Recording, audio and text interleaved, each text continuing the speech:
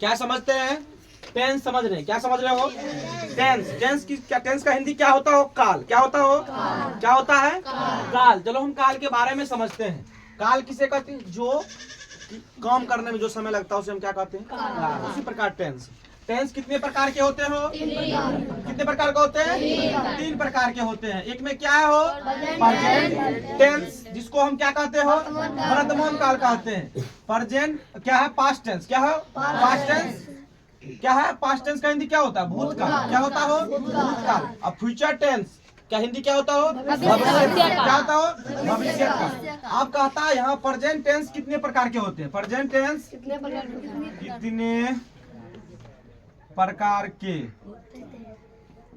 हैं? Present tense कितने प्रकार के होते हैं?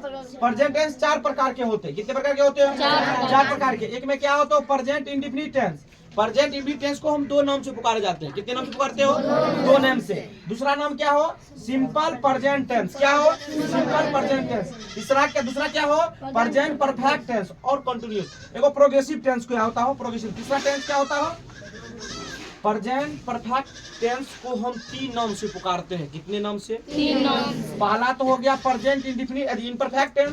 दूसरा क्या हो गया हो? Present continuous tense. तीसरा होता है प्रेजेंट प्रोग्रेसिव टेंस। क्या होता हो?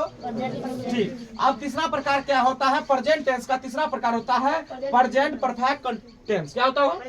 और उसके बाद चौथा क्या होता हो? Present perfect continuous tense. अब आते हैं हम प्रेजेंट इंडेफिनिट टेंस बनाने का नियम। क्या बनाते हो?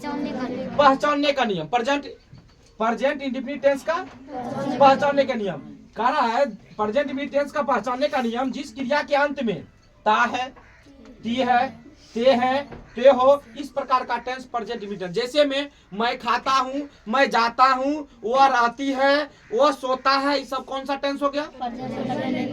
देखो, मैं नहीं खाता हूँ ये भी है। इस तीसरा क्या है? प्रेजेंट इंडेफिनिट का निगेटिव वाक्य जो होगा इसके बारे में हम जानकारी देंगे। अगला पहले हम इसके बारे में जान लेते हैं।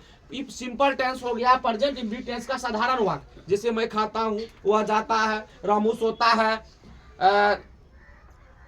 भगवान आ जाता है, भगवान वो सब क्या कौन सा टेंस हो गया हो? Present indefinite tense. अब प्रेजेंट इंडेफिनिट टेंस का बनाने का नियम समझते हैं। प्रेजेंट इंडेफिनिट टेंस का बनाने का नियम है तो subject plus verb plus other word. क्या हो? Subject plus verb. जैसे में दिया गया है मैं खाता हूँ। क्या हो? मैं खाता हूँ, आई ईट। क्या होता हो? आई ईट। तब क्या हो? वह जाती है, शी गो। वह रहती है, क्या होता हो?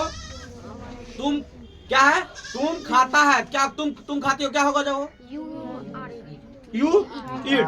अब हो गया दूसरा प्रेजेंट इंडेफिनिट टेंस को प्रेजेंट इंडेफिनिट टेंस के निगेटिव वाक्य बनाने का नियम। क्या पढ़ेंगे हो? प्रेजेंट इंडेफिनिट के निगेटिव वाक्य, जैसे निगेटिव नकारात्मक वाक्य। निगेटिव मतलब क्या होता हो? नकारात्मक। जैसे बनाते हैं, बनाने का नियम समझ लो। Subject plus do not plus does not. क्या होता हो? Subject plus does not plus do not. क्या होता हो? सब्जेक्ट प्लस डज नॉट या डू नॉट। उसके बाद वर्ब होता है। क्या होता हो? वर्ब। तो कह रहा है कि डू नॉट का प्रयोग कहाँ होता है? आई यू वी यू दे और प्लूरल नंबर, जहाँ प्लूरल नंबर है। उसके बाद है डज नॉट का प्रयोग। ही सीट का प्रयोग का सिंगुलर नंबर आता है। क्या होता हो?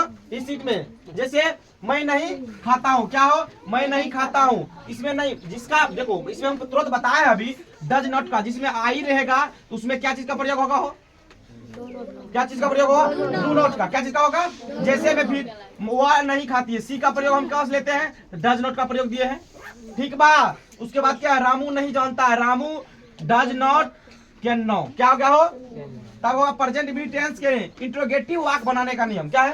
प्रेजेंट इंडेफिनिट टेंस के इंट्रोगेटिव वाक्य बनाने का नियम तो होता है जिस प्रकार हम अभी तो बताए subject plus does not. Do और डज नॉट आगे जाएगा, सब्जेक्ट बाद में लिखा जाएगा। क्या लिखा जाएगा हो? जब सब्जेक्ट बाद में लिखा जाएगा उसके बाद क्या जाएगा? डू नॉट का प्रयोग आगे चलाएगा। क्या होगा? जैसे बनाते हैं, क्या मैं रोता हूँ। क्या मैं तो क्या हो गया? क्या का इंग्लिश डू पहले आ जाएगा। पहले बताए थे कि डू का प्रयोग हम आगे करेंगे, उसके बाद ठीक तो क्या हो जाएगा? Do it. क्या हो जाएगा हो? Do it. अब क्या हुआ? पढ़ता है तो क्या हो जाएगा? Does he read. क्या हो जाएगा। उसके बाद 5 वाक्य बनाने के लिए दिए हैं, तुरंत बना के दिखाना है।